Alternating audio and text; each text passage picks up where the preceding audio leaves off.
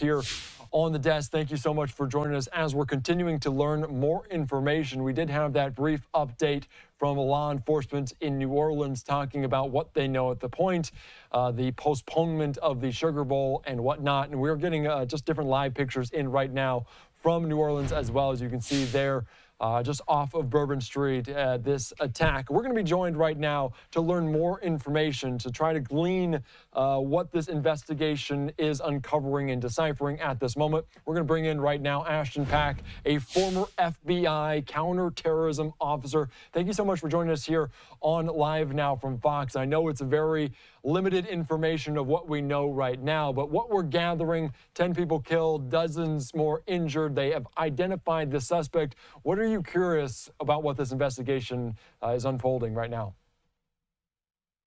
Well, thank you for having me. And I woke up, to the worst news in the world to see that this horrific attacks occurred. And my thoughts go out to the families of these victims. It's just a horrible thing to start the new year with.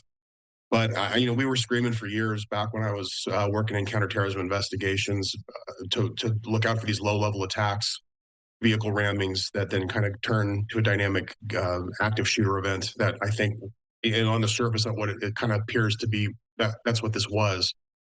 But right now the investigation, is running full tilt. I'm sure a myriad FBI agents, local investigators, task force officers, which that's what I was when I was working with FBI, just working nonstop to try to run down all the leads. Things that they're going to be digging into right now are going to be what his network was, his phone, his emails, his communications, who was he talking to. This is a U.S. citizen. From what I've read, he's a former veteran of the Army. So this wasn't a person who's like, the early reports were wrong. I think maybe that truck had gone over the border, but he's a U.S. citizen with military experience. And it's, not to say that the border isn't an issue and the problems that we've had there, and we're going to continue to face those in this coming new year. But yeah, it's they want to know everyone that he's been communicating with, and then is this a bigger plot? Is there more threats that are, that are looking to target the sports activities that are supposed to occur there this weekend there in New Orleans? Is this something bigger that's about to start across the nation? We've had an incident here in Las Vegas today that I know a lot of my former partners at the Las Vegas Metro Police are running to ground. Not really sure what that is quite yet, but a scary day to wake up on the first day of the new year and to see all this craziness happening in our country. Yeah, it is a terrifying moment, and you can only imagine what the people in New Orleans are thinking right now. And as we have that picture up just off Bourbon Street, but also in Houston, as police and the FBI in Houston are looking into that residence. You mentioned what's going on in Las Vegas with the cyber truck and the explosion, the fatal the fire there. How does the FBI connect those dots? Because it feels like there are a lot of dots right now at this point in a very fluid moment. How do they connect them? Well, they have an amazing amount of resources in their tool bag. They utilize advanced analytical software. They have an army of agents and analysts that are, often operating 24/7 in the shadows. That most people, most Americans don't. They don't have the FBI. You see law enforcement, you see marked patrol officers, but most Americans don't even realize that there's frontline FBI agents that are working, 24/7 in this country to mitigate terrorism and crime in our communities. I think right now what they're doing is they're probably, again, looking at his contacts, looking at his phones, looking at his computers, his iPad. Everything that happens today as far as crime and terrorism is concerned is linked to the telephones, linked to the smartphones. And then, the problem that we're going to face here, and I think what is going to be a struggle for the law enforcement community, especially at the federal level, is the encryption. Was he communicating via encrypted devices?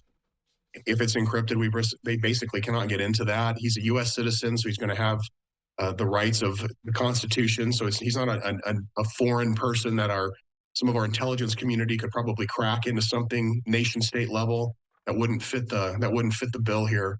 So right now they're just using all the analytical tools that they have at their disposal, and they're really trying to find out, is this a part? The number one concern right now is they're an ongoing threat to other communities, New Orleans, Houston.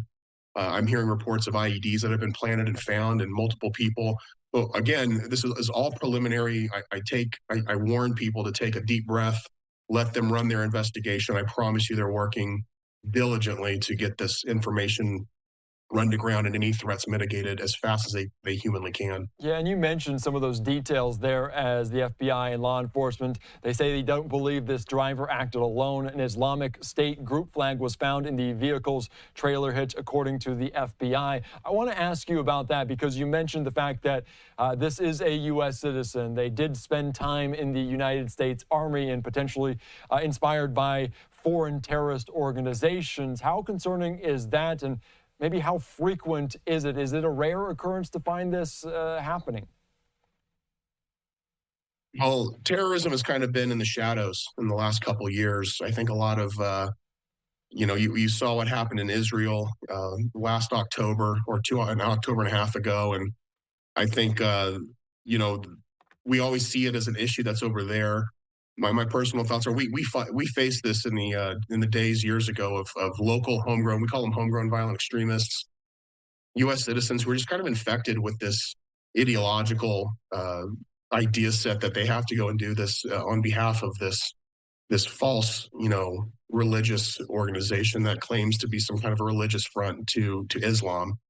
So it's not rare. It's happened before. It kind of had a little bit of a lull in the years since things kind of took a little bit of they basically were bombed into submission, and I think they were kind of regrouping and kind of reassessing how they were going to fight moving forward. But here it is today again, a U.S. citizen with former military experience. Not the first time it's happened, unfortunately. Yeah, very unfortunate. And we do want to just continue it because, as I mentioned, very fluid situation. And we are now learning from the AP that the death toll has risen from 10 to now 15. I want to put up this post here from social media saying the death toll from this deliberate crash in New Orleans is now 15, according to the coroner there in Louisiana. So continuing to rise. So very sad here on this New Year's Day, ringing in the new year. But now 10 people have been killed in this. Let's continue on because you mentioned just the fluid nature of this and all those different aspects. We talked about the ISIS flag that was on the hitch of this vehicle, but there's also footage captured of 3 men and a woman placing one of multiple improvised explosive devices. How does the FBI go about locating these things, and how wide of a net do they cast around Bourbon Street where this initial attack took place? They're going to rely on the citizens who observe suspicious activity, frontline street cops who see something and don't, something that doesn't look right. Obviously, an IED standing out of place in a public center. All the cops down there right now are probably on a super heightened alert. All those New Orleans police officers, Louisiana state troopers. So they're probably all kind of anticipating, because the New Year's is we tend to ramp up on these holidays. You have the sporting events that are planned for this weekend. So some heads up cops or some heads up citizens saw something and said something, and that's probably how they discovered them. And then they're just going to do detective work 101. You got to backtrack with the video surveillance.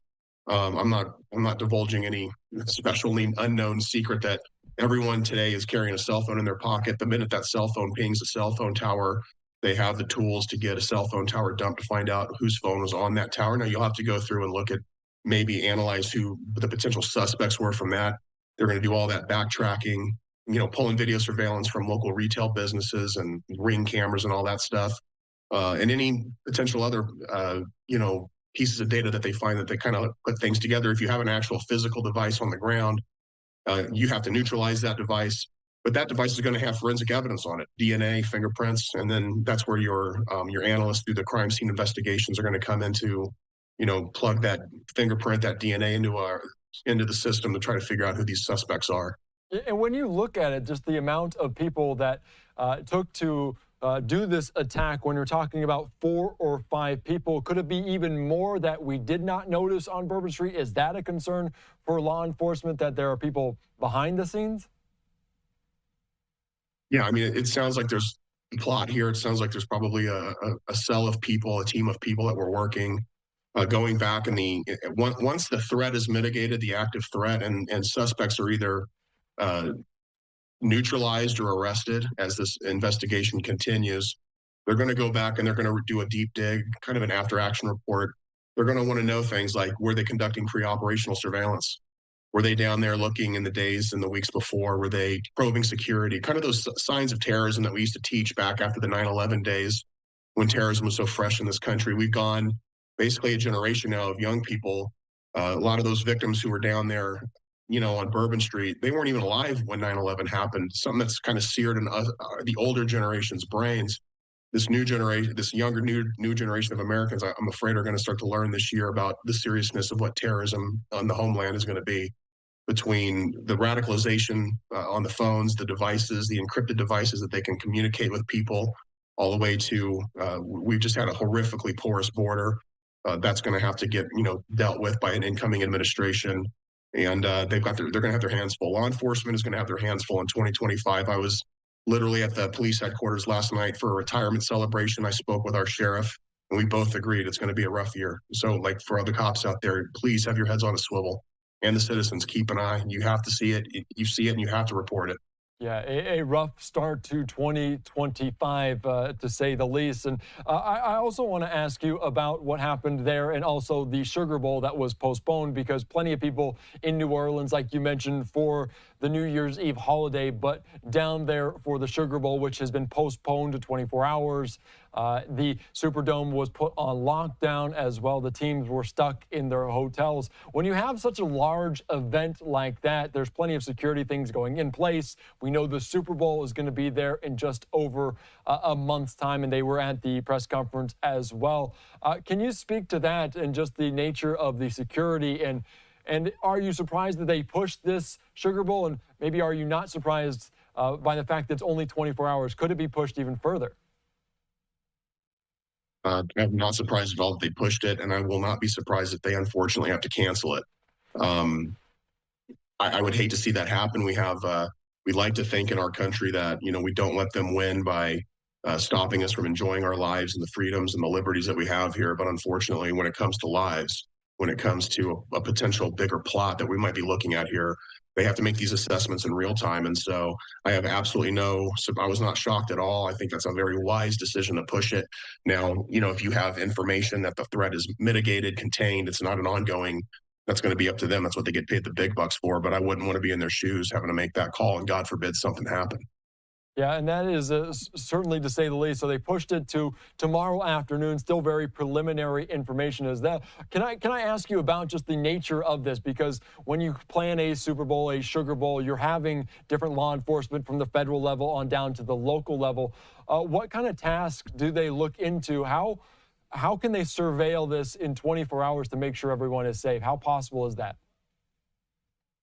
Possible. I mean, security is just putting up overlapping rings of securing an area. Security is in kind of a circle around places: A, B, C zones, hot zones, green zones, yellow zones, things of that nature. So, New Orleans, kind of like Las Vegas, is a tourist town. It's not lost on them that a lot of people travel there for touristy events, sporting events, Mardi Gras, things of that nature. So they're very capable of carrying out having these events and having them be very safe. The problem is you had this very recent attack, and then can you guarantee the overlapping rings of security? Can you guarantee the magnetometers? Are we looking at potential counter surveillance issues? Is there a bigger plot? Are there more people in the shadows waiting to come out? That's what they want to. That's what their number one concern is right now. Is there an ongoing threat to that city? Yeah, and that is a concern if they do eventually kick off that game, and if they postpone it or move it to a different venue, that could be happening, but they'll have to make that decision somewhat rapidly as well, just based on the college football schedule.